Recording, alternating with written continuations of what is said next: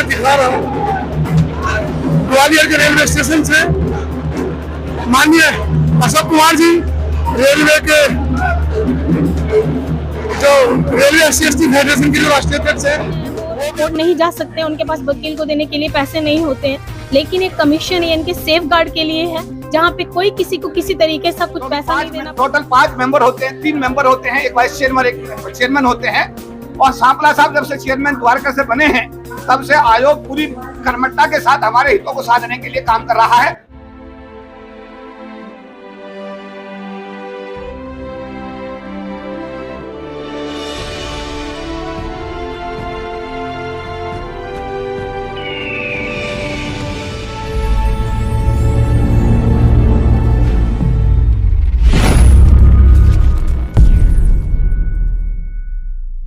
Station पर ग्वालियर में पहुंच चुके हैं और ग्वालियर के जो SC/ST जो लोग हैं वो आप देख रहे हैं कितनी वेलकम का जो नजारा है। आपको मैं सीधी तस्वीरें दिखा रहा हूँ ग्वालियर के रेलवे स्टेशन से। माननीय अशोक कुमार जी रेलवे के जो रेलवे SC/ST फेडरेशन के जो राष्ट्रीय अध्यक्ष है, वो भी अपने साथियों के साथ यहाँ पहुंचे हैं।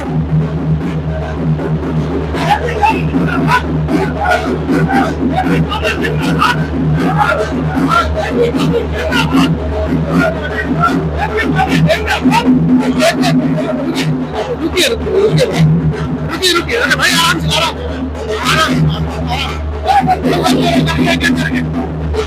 ये प्यारे के बी चौधरी के प्रति समाज का जो आपको मैं दिखा रहा हूँ ग्वालियर के रेलवे स्टेशन से।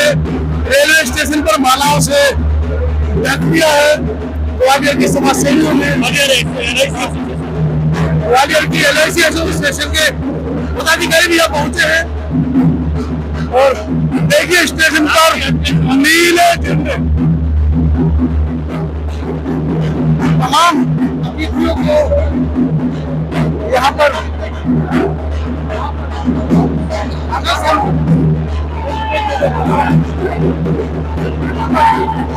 ग्वालियर की रेलवे स्टेशन से मैं आपको एक तस्वीरें दिखा रहा हूँ।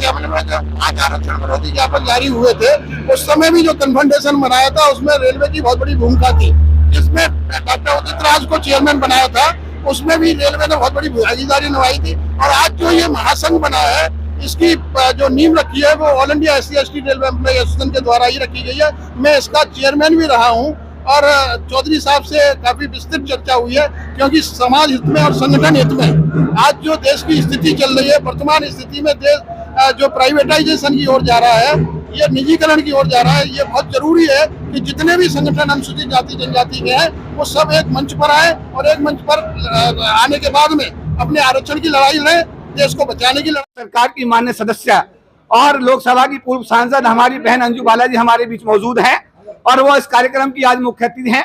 पूरे देश के राष्ट्रीय अनुसूचित जाति जो हमारा समाज है, अनुसूचित जाति जनजाति समाज का जो महासंघ है, जो 40 लाख लोगों को रिप्रेजेंट करता है, उसका राष्ट्रीय अधिवेशन आज ग्वालियर में हो रहा है और देश के कोने कोने से हम सब लोग उस कार्यक्रम में शिरकत करने के लिए आए हैं।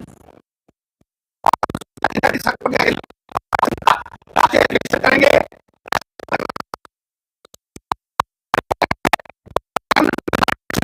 थोड़ा सा मेल कर दिया हुआ। उस समय जब सुप्रीम कोर्ट ने आदेश जारी किए थे और तत्कालीन सरकार ने जब आरक्षण किया था, तो ये वो संगठन है जिसने आंदोलन किया, लाखों लोग दिल्ली की सड़कों पर लाए। उसके बाद सरकार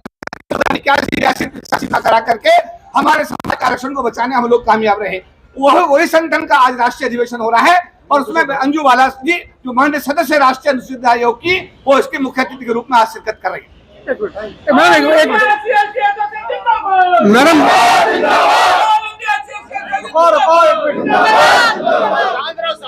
अंजू बाला जी, जिस तरह से समाज के ऊपर जो अत्याचारों की जो झड़ी है वो लगी हुई है, और आप चूंकि अनुसूचित जाति का जो आयोग है उसके सदस्य हैं, समाज बड़ी मतलब कहते हैं कि एक विचारणीय नजरों से आपकी तरफ देख रहा है, क्या संदेश रहेगा आपका? ये बिल्कुल सत्यता है कि आप ऐसे कह रहे हैं कि पूरे वो एक नज़र से ही नहीं, तह दिल से वो देखता है हमें कि हमें इंसाफ मिले। और रही बात, ये तो मानसिकता बदलने की बात है। जब तक हमारी सोच नहीं बदलेगी, मानसिकता नहीं बदलेगी, तब तक हम नहीं बदलेंगे। उस सोच को बदलने की ज़रूरत है। बाकी केस हमारे पास आते हैं, सॉर्ट आउट भी होते हैं, क्योंकि कानून है, कानून की पूरा प्रावधान है, उसी के तहत हम भी चलते हैं। और उसमें अभी कमी आ रही है, और जहाँ पर ऐसी चीज़ें हम वहाँ पे ज़रूर कहना चाहूँगी कि समय समय पर अवेयरनेस कैंप लगाए जाएँ, जिसमें उनमें जागरूकता अभियान चले और लोग अपने राइट्स को भी समझे कि हमारा राइट क्या है। तो आज ये अधिवेशन में हम शामिल होने आए हैं। लोगों को कोर्ट के माध्यम से न्याय नहीं मिल रहा है, इसीलिए अनुसूचित आयोग और जनजाति आयोग बनाया गया, लेकिन उसके बावजूद भी लोगों की जो परेशानियां हैं, जो उनको पर उत्पीड़न है, वो बंद नहीं हो रहा है। ये आपको जरूर मैं बता देना चाहती हूँ, क्योंकि ये भी अपना जो कमीशन है, ये भी कोर्ट है। बहुत सारे ऐसे लोग होते हैं, वो कोर्ट नहीं जा सकते, उनके पास वकील को देने के लिए पैसे नहीं होते हैं, लेकिन एक कमीशन ये इनके सेफ गार्ड के लिए है, जहाँ पे कोई किसी को किसी तरीके से कुछ पैसा नहीं देना पड़ता, और पूरे तरीके से उनकी लड़ाई हम लड़ते हैं और उसमें विजय भी हासिल होती है। और ये अक्सर देखा गया है कि अनुसूचित जाति आयोग को स्वतः संज्ञान लेना चाहिए, लेकिन उसके बावजूद भी प्रार्थी अनुसूचित आयोग में जाते हैं अपनी कंप्लेन लेकर, उसके बावजूद भी उनके ऊपर उनको कोई न्याय नहीं मिलता। नहीं, ये इस बात को मैं आपको कोई उदाहरण बताइएगा? इस बात को मैं इसीलिए मैं आपको ये नहीं आपकी बात से सहमत हूँ, क्योंकि जब से हम आए, मैं मेंबर ऑफ पार्लियामेंट भी रही हूँ, आज मैं सदस्य के रूप में हूँ, और आप कह रहे हैं कि वो हमारे पास आते हैं, लेकिन मैं आपको कह रही हूँ, मैं खुद अब सभी को चैलेंज करती हूँ, और मेरे ऑफिस में आइए, आप देखेंगे 100 मोटो पावर मैंने खुद लिया, 100 मोटो पावर मैंने खुद लिया है। न्यूज़पेपर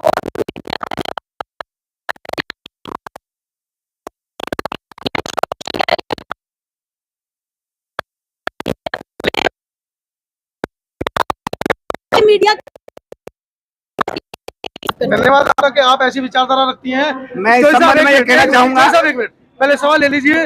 रमाशंकर कठेरिया, उस समय जब सब्बीरपुर कांड हुआ, आप लोगों ने 500 हजारों की संख्या में जाके आवेदन दिए, लेकिन आज तक उन्होंने संज्ञान नहीं लिया। अनुसूचित आयोग सब्बीरपुर नहीं पहुंचा आज तक। मेरा इसमें कहना साफ तौर पर यह है कि मैडम अंजू बाला जी लोकसभा की सांसद, और ये साथ साथ अनुसूचित जाति जनजाति संसदीय कल्याण समिति की सदस्य भी रही, और इन्होंने पूरे देश में जहां भी रिव्यू किया, इतना मैनेजमेंट को जिस तरीके से इन्होंने ग्रिल किया और जिस तरीके से लोगों को न्याय दिलाने के लिए 5 साल इन्होंने काम किया, उसके लिए मैं महासंघ का राष्ट्रीय प्रधान महासचिव होने के नाते इनका हार्दिक धन्यवाद करता हूं कि इन्होंने बड़ी मेहनत की, और जब से आयोग में आई है दिन रात मेहनत करती हैं, और जितना भी समस्या इनके संज्ञान में आती हैं, क्योंकि टोटल 5 मेंबर होते हैं, 3 मेंबर होते हैं, एक वाइस चेयरमैन, एक चेयरमैन होते हैं, और सांपला साहब जब से चेयरमैन द्वारका से बने हैं, तब से आयोग पूरी कर्मठता के साथ हमारे हितों को साधने के लिए काम कर रहा है।